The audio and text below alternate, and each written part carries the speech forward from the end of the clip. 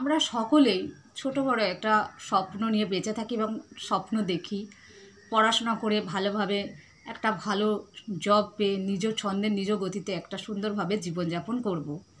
তার জন্য সকলের মনে একটা স্বপ্ন থাকে এবং লক্ষ্য থাকে, কিন্তু আমরা এটা বুঝতে পারি না যে কিভাবে সেই লক্ষ্যে আমরা পৌঁছবো, সেই লক্ষ্যটা কিভাবে স্থির রাখবো। তো কিভাবে স্থির রাখবো, কিভাবে লক্ষ্যে পৌঁছাবো, তো সেই বিষয়ে তোমাদের সাথে আজ আলোচনা করব। বলতে পারো তোমাদেরকে কম্পিটিটিভ পরীক্ষায় কিভাবে প্রিপারেশন নেবো সেই বিষয়ে আমি তোমাদেরকে একটা মোটিভেট করার জন্য বা উৎসাহিত বা আগ্রহ দেওয়ার জন্য একটা আমার নিজের জীবনের একটা কিভাবে আমি প্রিপারেশন নিয়েছিলাম পরীক্ষায় এবং কিভাবে আমি পাশ করেছিলাম, তো সেই বিষয় নিয়ে তোমাদের কাছে তুলে ধরবো আমার নিজের সাফল্যের একটা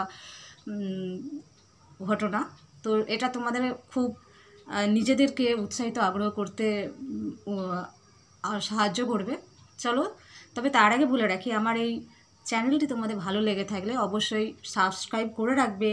কারণ আজকের যে ভিডিওটি আমি তোমাদের জন্য করতে চলেছি, এই ভিডিওটা তোমাদের অনেক অনেক সাহায্য করবে এবং তোমাদের আজকের পর থেকে ভিডিওটা শোনার পর থেকে তোমাদের পড়াশোনা বা কম্পিটিটিভ এক্সাম যে স্মার্ট স্টাডি করতে হয় সেটার প্রতি তোমাদের আরও আগ্রহ বেড়ে যাবে এবং মনোযোগ বাড়বে। চলো তাহলে শুরু করি আজকের ভিডিওটি। আমি আগে আমার নিজের কথা বলি। আমি নেট পরীক্ষায় দেওয়ার জন্য তো ফর্ম ফিল আপ করেছিলাম এবং আমি নেটে পড়াশোনা করার জন্য কোনো টিচার নিইনি, বাড়িতেই নিজের সেলফ স্টাডি করে পড়াশোনা করেছি এবং প্রচুর খেটেছিলাম, মানে পরিশ্রম দিয়েছিলাম।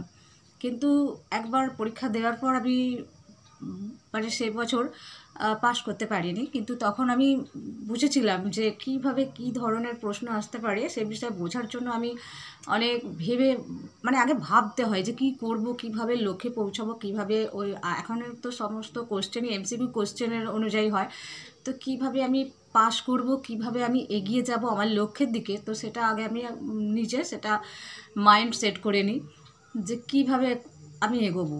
তো আমি ভেবে দেখলাম যে আগে আমাকে যে বিষয়গুলো নিয়ে আমি পড়ছি, যেমন আমি আমার নিজের বিষয় বলি, আমি তো নিজে একজন সংস্কৃতে নেট কোয়ালিফাইড করেছি, সংস্কৃতে নেট পাস করেছি। তো আমি একবার প্রথম দিয়ে পাস করতে পারিনি এই জন্য কারণ আমার তখন ধারণা ছিল না যে কী ধরনের কোশ্চেন আসে বা কোন চ্যাপ্টার থেকে কতগুলো প্রশ্ন আসে, তখন আমি জানতাম না। কিন্তু তারপর আমি ওই এক বছর পরীক্ষাটা দেবার পর বুঝতে পেরেছি যে কিভাবে আমি প্রিপারেশন নেব।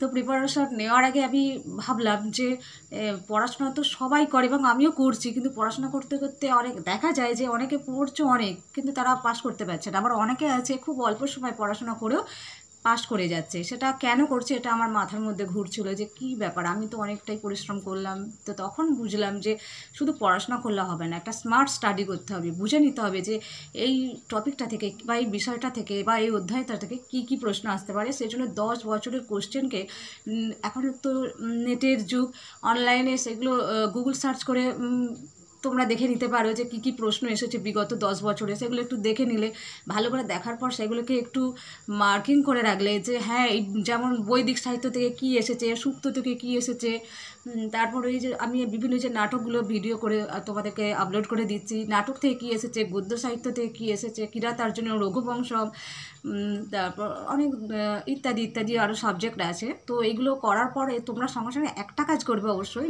যেগুলো পড়ছো সেগুলোকে সঙ্গে সঙ্গে একটা খাতায় নোটস করে নেবে। আগে যে টপিকটা পড়ছো সেই টপিকটা থেকে তোমাকে সবগুলোই নোট করে নিতে হবে। পড়ার আগে আগে নোটস করে নিলে তারপর তুমি সেটা দুবার তিনবার চোখ বুলিয়ে নিলে, যখন চোখ বুলিয়ে নিলে আবার সেটা রাত্রে শুয়ে ভাবতে লাগলে যে কিছু মনে আছে কিনা, যদি না মনে থাকে তোমরা তখন আবার পরের দিন সকালে সেই যেটা তোমার মনে নেই সেই টপিকটা খুলে একবার চোখ বুলিয়ে নেবে। এরকমভাবে 2 দিন 3 দিন করতে থাকবো, দেখবে তোমার কাছে সেটা আরও সহজ হয়ে যাচ্ছে, যেটা আমি করতাম। আমি তো কোনো টিচার নিইনি, আমি নিজে সেলফ স্টাডি করেছি এবং আমার মনের মধ্যে একটা কনফিডেন্স আনার চেষ্টা করেছিলাম যে আমি নিজে পড়াশোনা করে দেখতে চাই আমার প্রতিভা কত দূর, আমি পাস করতে পারি কিনা বা আমার সেই যোগ্যতাটা আছে কিনা। আমি পরিশ্রম করে সবাই যেহেতু পাস করতে পারছে, আমিও পাস করতে পারি কিনা দেখি বলে আমার মনের মধ্যে একটা জেদ চলে এসেছিলো যে পাস করতেই আমাকে হবে। হবে।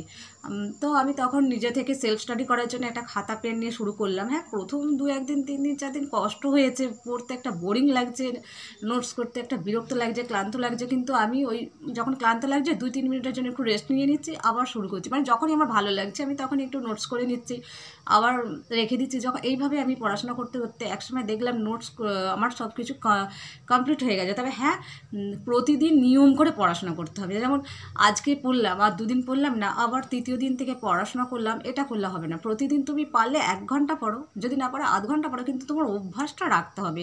এই অভ্যাসটা রাখলে তোমার আস্তে আস্তে দেখা যাবে 1 সপ্তাহ যদি তুমি কন্টিনিউ পড়াশোনাটা করতে থাকো, তাহলে 8 দিনের দিন থেকে তোমাকে আর মনে করতে হবে না যে হ্যাঁ আমাকে আজকে পড়তে হবে।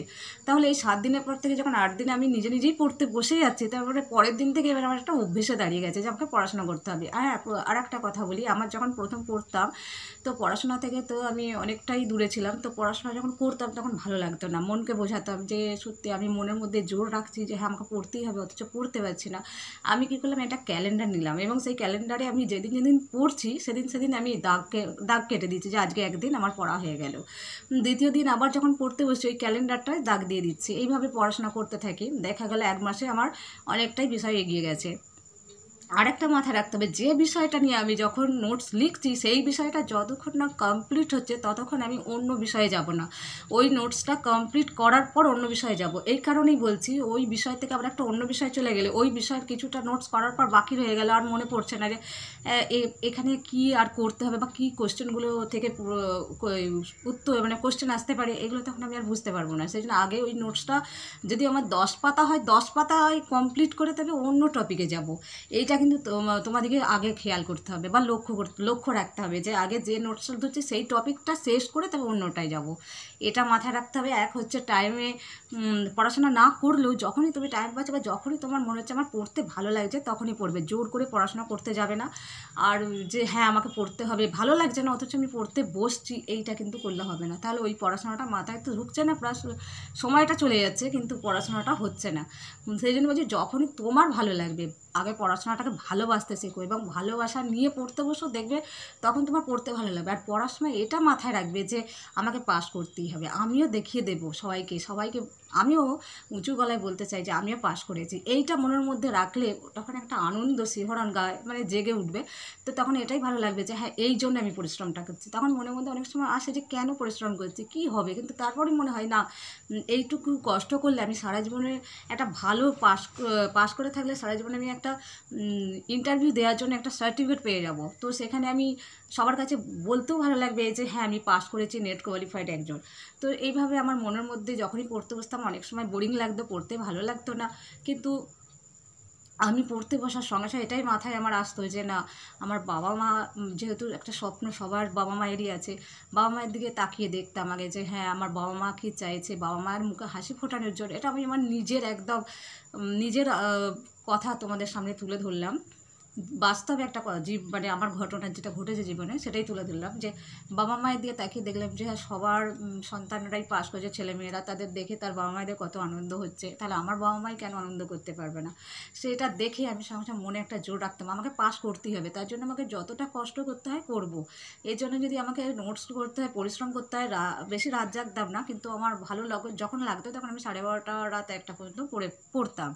কিন্তু যখন আমার ভোরের দিকে হয়তো আমি পড়তে পারি না, ভোরের দিকে উঠে যখন ভালো লাগে পড়ি, নইলে পড়তাম না। আমার যখন মোট কথা আমার ভালো লাগতো আমি তখন পড়তাম, জোর করে আমি পড়তাম না যে আমার এখন সন্ধ্যের টাইম পড়ার টাইম, এই সময়তেই পড়তে হবে নইলে হবে না, এই রকমটা নয়। যখন ভালো লাগতো আমি পড়তাম। তো এই লক্ষ্যটা তোমাকে সবসময় মনে রাখতে হবে এবং এটা মনের মধ্যে একটা জেদ রাখতে হবে, এই বছর আমাকে পরীক্ষায় পাস করতেই হবে।